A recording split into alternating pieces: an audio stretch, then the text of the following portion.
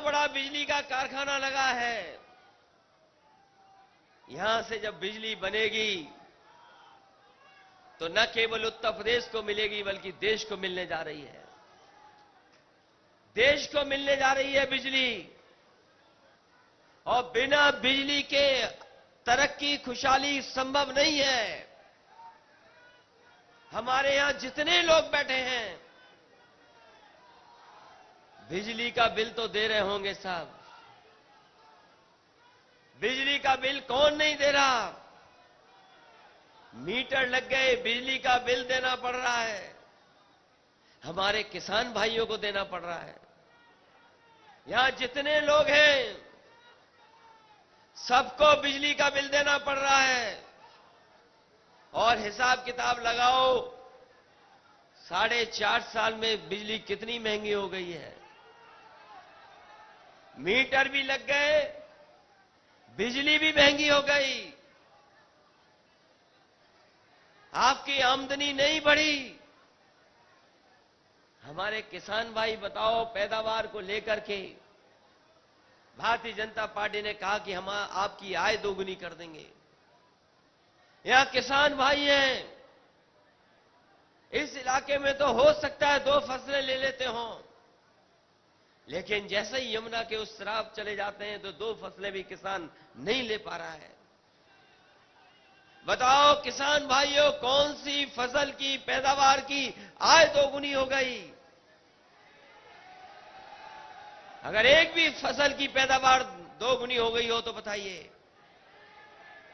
यही भारतीय जनता पार्टी के लोग जो सत्ता में बैठे हैं, इन्होंने कहा हमें बहुमत दे दो, हम किसानों की आय दोगुनी कर देंगे। आय दोगुनी नहीं हुई, महंगाई दोगुनी हो गई है। आज जब कानपुर आए हैं, कानपुर के लोग जानते होंगे, पेट्रोल 100 रुपए पहुंच गया है।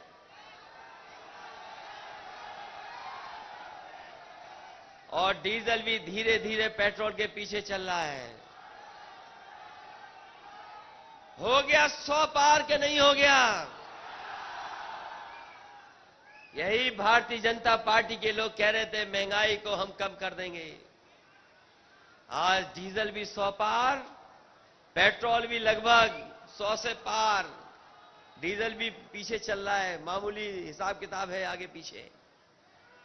और जो रसोई गैस दी गई थी, फ्री में बांटी गई थी, उज्ज्वला योजना, उज्ज्वला योजना के नाम पर सिलेंडर बांट दिए, घर में गैस पहुंचा दी।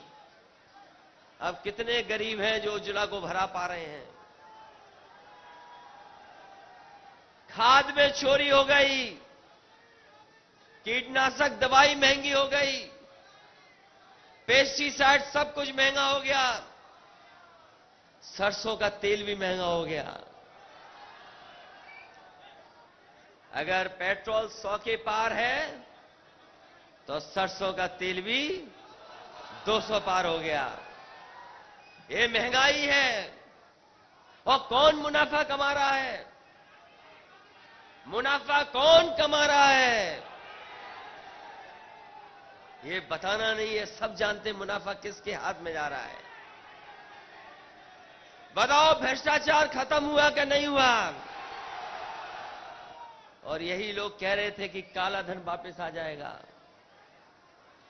हमने बहुत सोचा कि झंडा किससे दिखवाएं, समाजवादी विजय रथ यात्रा का किससे झंडा दिखवाएं। बहुत सोचा कि किससे झंडा दिखवाएं हम। तभी ख्याल आया कि एक है बच्चा जो नोटबंदी के समय पर बैंक में पैदा हुआ था, खजांची।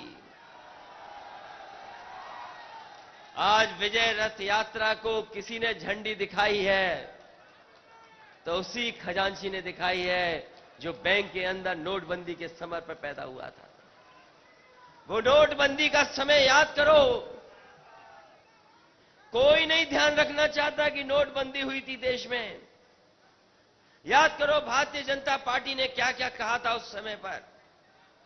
भारतीय जनता पार्टी ने कहा कि नोटबंदी हो जाएगी तो भ्रष्टाचार खत्म हो जाएगा, काला धन पूरा का पूरा विदेश से भारत आ जाएगा। आज दिल्ली और उत्तर प्रदेश की सरकार बताए कि कितना काला धन भारत में आ गया है। कोई काला धन नहीं आया, और जानकारी होगी तो आज काला धन बढ़ गया है, भ्रष्टाचार भी बढ़ गया। और जितनी योजना समाजवादियों की सरकार में चली थी, चाहे वो एम्बुलेंस हो, चाहे वो पुलिस की 100 नंबर हो, उन योजनाओं का क्या हुआ? जो योजनाएं चली थी जनता के लिए, वो अब जनता की मदद नहीं कर पा रही हैं। जनता को सुविधा देने का काम किया था, लेकिन भारतीय जनता पार्टी की नाकामी की वजह से आज वो सुविधाएं जनता को, गरीबों को नहीं मिल पा रही हैं। यही भारतीय जनता पार्टी के लोग कोरोना के समय पर बताओ गरीबों को कैसा अनाज छोड़ दिया। कोई कल्पना नहीं कर सकता, जिस समय बीमारी आई थी, लोगों को, गरीबों को दर दर भटकना पड़ा। वो तस्वीरें दिखा रही हैं कि कैसे गरीब परेशान हुए। दवाई नहीं मिली, इलाज नहीं मिल पाया, लोगों को बिस्तर नहीं मिला, और ऑक्सीजन का भी इंतजाम खुद किया गरीबों ने, कोई इंतजाम सरकार नहीं कर पाई। न जाने कितने लोग बिना दवाई, बिना इलाज के जान खो दिए। और यही गंगा मैया के किनारे याद कीजिए, वो तस्वीरें, न जाने कितनी लाशें जिन्हें चिता नहीं मिल पाई, वहीं की वहीं पड़ी रह गईं। अगर कोई जिम्मेदार है, कोरोना में जान जा रही है, जिनकी जानें गई हैं, उसकी भारतीय जनता पार्टी जिम्मेदार है, कोई और दूसरा जिम्मेदार नहीं है। न दवाई दे पाए थे और न ऑक्सीजन दे पाए। इसलिए हम आपसे निवेदन करने आए हैं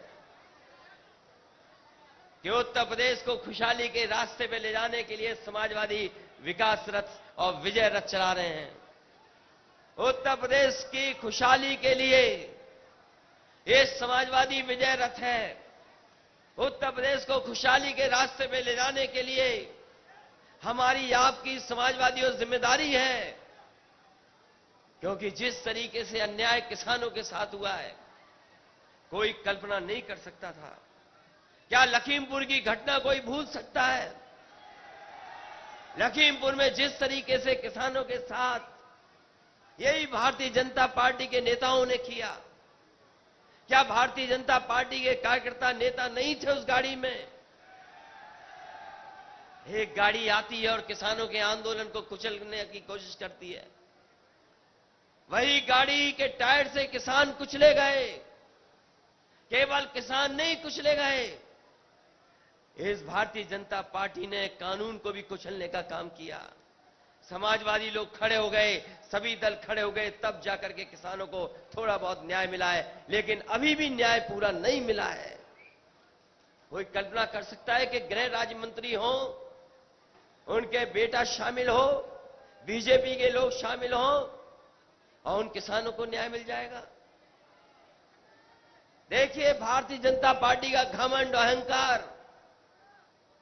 गृह राज्य मंत्री अभी भी इस्तीफा नहीं दे रहे, न हटाए जा रहे हैं।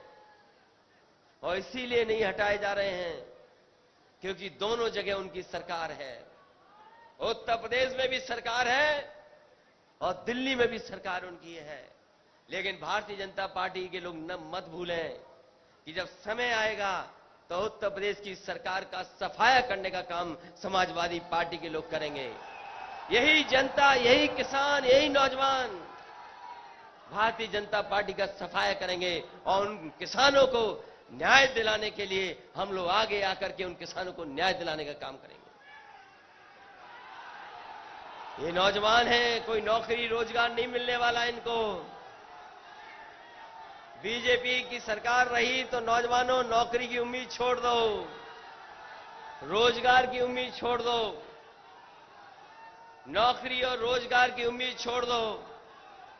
ये बीजेपी के लोग वो हैं, हवाई जहाज भी बेच देंगे और हवाई अड्डे भी बेच देंगे।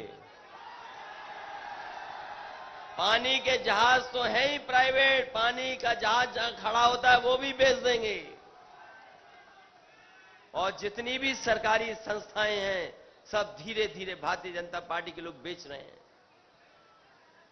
अगर ये सब बिक जाएगा, प्राइवेट हाथों में चीजें चली जाएंगी, तो बताओ हमारे पिछड़े और दलित भाइयों, आपको आरक्षण कहां से मिलेगा, नौकरी कहां से मिलेगी?